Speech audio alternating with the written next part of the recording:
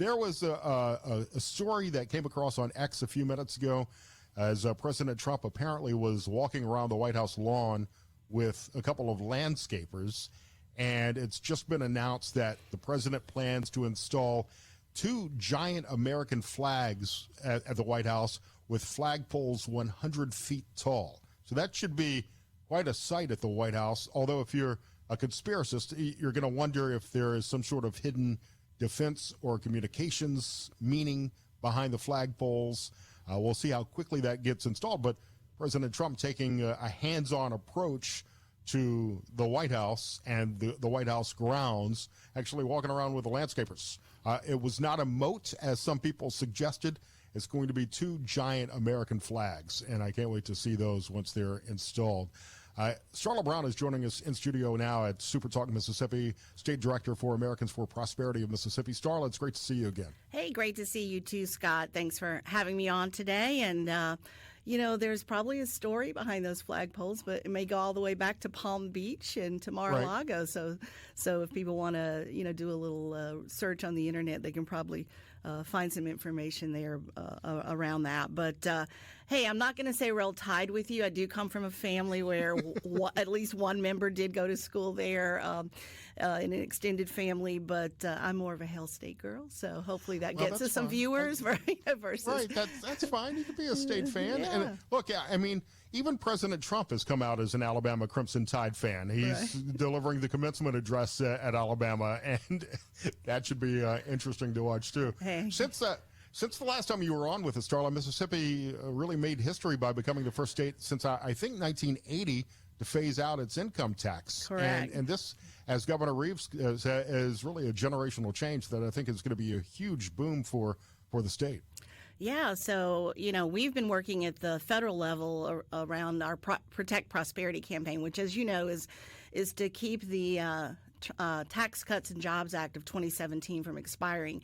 So when you combine that type of philosophy with what's happened in the state, it's going to be a win-win, literally, for Mississippians as we work to get to a complete phase-out in about 2031. There's some triggers in there that come into place after that. I know there was a little controversy about that, but for the most part, that's something that if we saw needed to be adjusted, could be. We supported triggers being part of that legislation because we want to phase things out, but we don't want to go so fast that we make the budget unstable, or go so slow that we don't see the phase out go the way it should.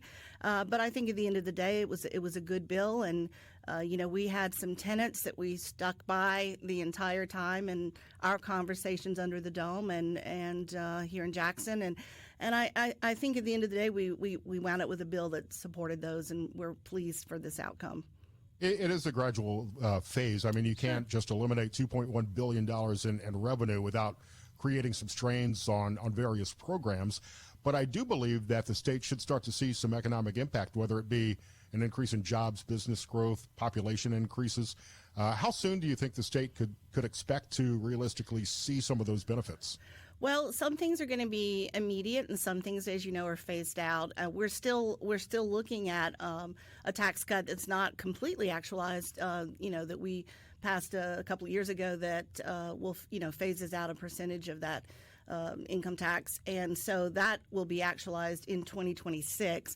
So I think we're just going to we're going to see some things immediately, some things over time. I know for a lot of people, one of the tenets that we had is about consumption-based taxes, right? And so, look, there's no doubt, Gerard's headed over today to talk to MDOT, but at the end of the day, our roads and bridges in the state need attention. And we have not had what you'd, concur to is like a continual funding that's dedicated to that. And so some of that consumption tax that we're going to see over 3 years is going to go towards those roads and bridges. That also helps us not just for the reasons of like we want to, for someone like me who travels a lot throughout the state, I'll pay a little more. That's okay. I'm happy to do that because infrastructure is a proper role of government, and we need to, we need some repairs. And I can see it. I've hit some potholes I was not sure I was coming out of, especially in the city of Jackson, right? I clipped a story about the hellhole in Jackson, which is apparently just a massive, I don't know if it's a sinkhole or what, but it's a giant pothole. Yeah, I've seen a little bit. I didn't track that story probably as closely as you have, but I have seen that. I remember when I first moved back to Mississippi, having a conversation about a school bus losing a tire in a pothole, and I'm thinking, wow. But look, as businesses want to look at Mississippi, as people want to move to Mississippi, they want good infrastructure. We have bridges that are out, and some of those issues have to do with regulation. So, years ago, back in the 80s, there were these sort of military grade metal bridges that get dropped in. They go across the small rivers and creeks and things that we have in certain counties, and especially in our rural areas. And so the problem is that the new regulations, how wide those bridges can be, those kind of things, cause an extra cost because when you drop in the new bridge, it's not the same as the old bridge to the road. If there's infrastructure around utilities and things crossing between counties sometimes, one county may have funding and other county has funding, and you've got to come to agreement. So I think at the end of the day, I think this is going to be a positive thing for Mississippians, and we're happy with the bill and the outcome that we had. So. We're talking to Starla Brown, Americans for Prosperity of Mississippi. You mentioned the Trump tax cuts, which, in my opinion, should be the main priority of this Congress. Right now, Republicans have such a slim majority in the House and the Senate. We should be working to make every one of President Trump's executive orders into law so they can't be rescinded. But the Trump tax cuts have to be a priority in this extension. If it's not extended, taxes could go up, I think, about $2,000 for the average family. And more than 1 million Mississippians benefited from the Trump tax cuts before. Any specific stories of how these cuts have helped Mississippians? Yeah, so we've been talking to small businesses around the state, and but not just within our state, across the country, because this is a national campaign for us across 50 states. On tax day, we actually had 60 events across 30 states. We were down. I hosted one of those, actually. Oh, did you? Okay, wonderful. So I assume in your state, but we were in downtown Jackson. We rode over to Bolton, Mississippi, and frankly, we were sending a very clear message to Congressman Benny Thompson, who's been the only piece of the federal delegation that has not been on board with the various steps that we've gotten to, which puts us in reconciliation. I'll talk more about that. But look, it depends on every state's a little different. Mississippi, we're at about $1,498 would be the increase we've studied for the average family. But 60% of Americans will actually see a tax increase. This is going to be one of the largest tax hikes if we do not take action and Congress fails to renew this.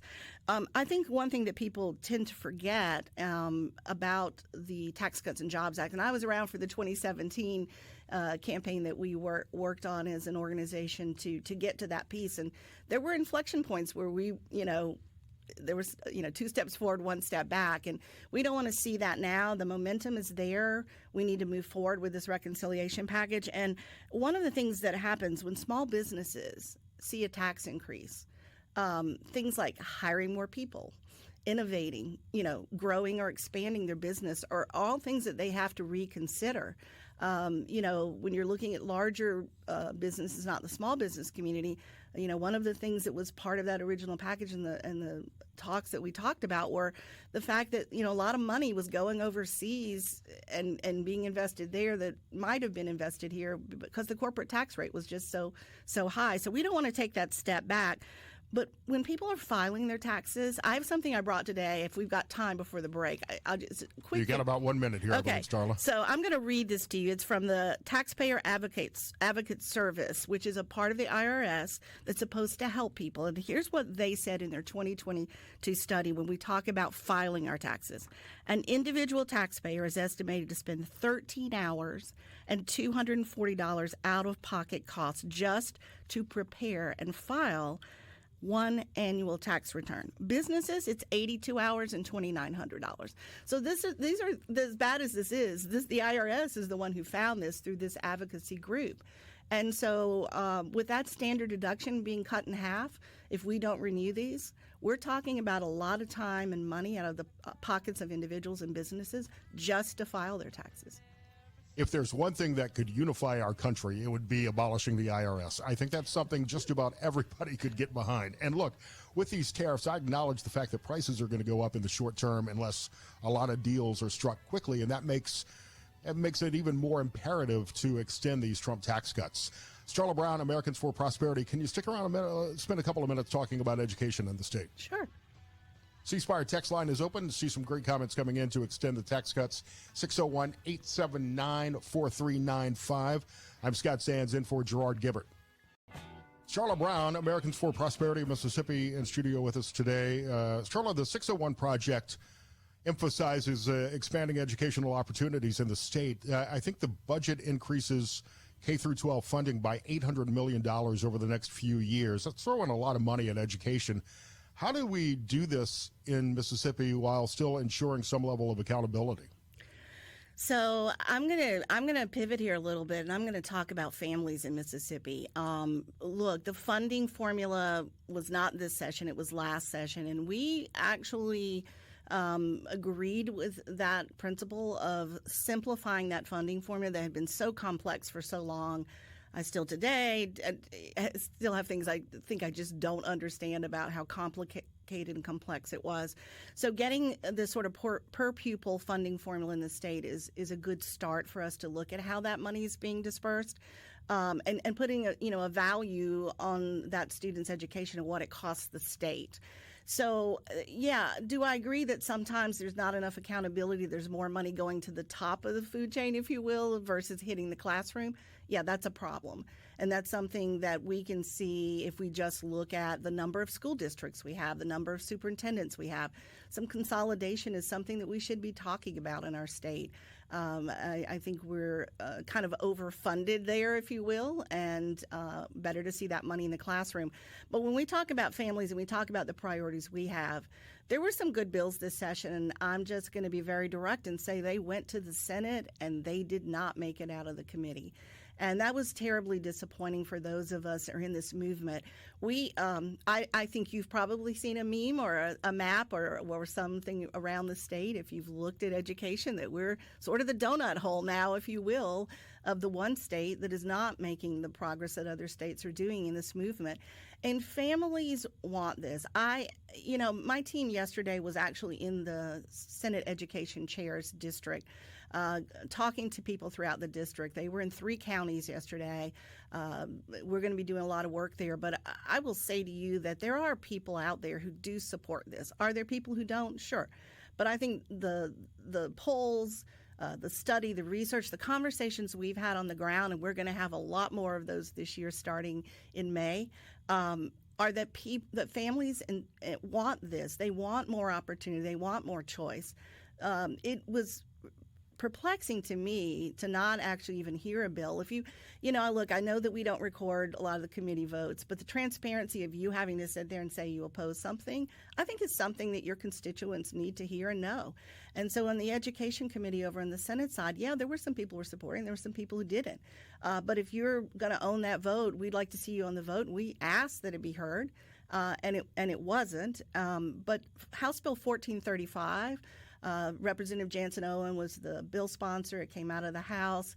It was even amended to make it more pleasing to school superintendents to some degree, but like meeting people halfway.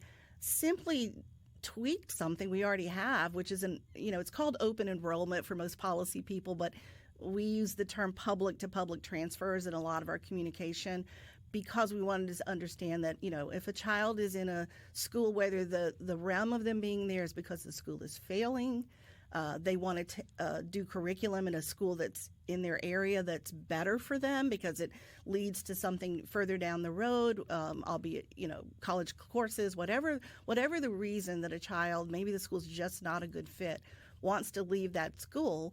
Right now, if the accepting school says, hey, come on over, we accept you, we have room for you, the sending school can veto that and make that child stay. And that limits someone to their zip code.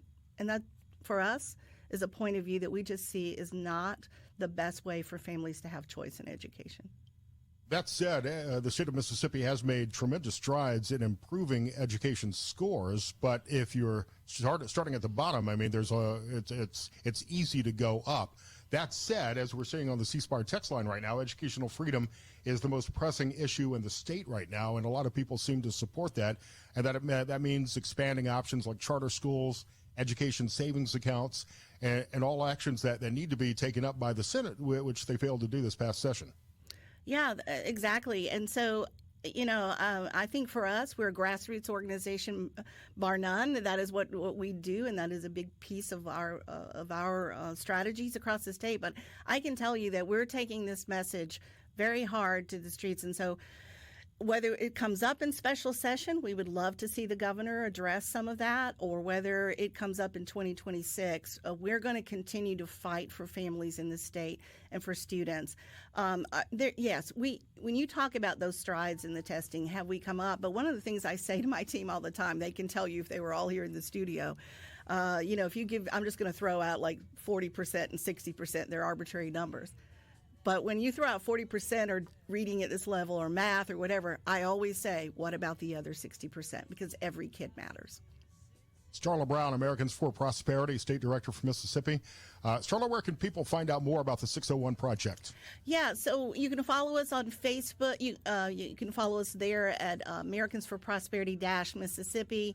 You'll see a lot of articles, a lot of information. Our 601 blueprint is, there's links to it. We're happy to share that with anyone. We have been sharing it around the state, as we have with our lawmakers, but also with the individual citizens. So we're going to continue on, and we'll hopefully be adding some new things to that as we've accomplished some things this year. Starla, great to see you again. JT Mitchell from SuperTalk Mississippi News will join us next hour.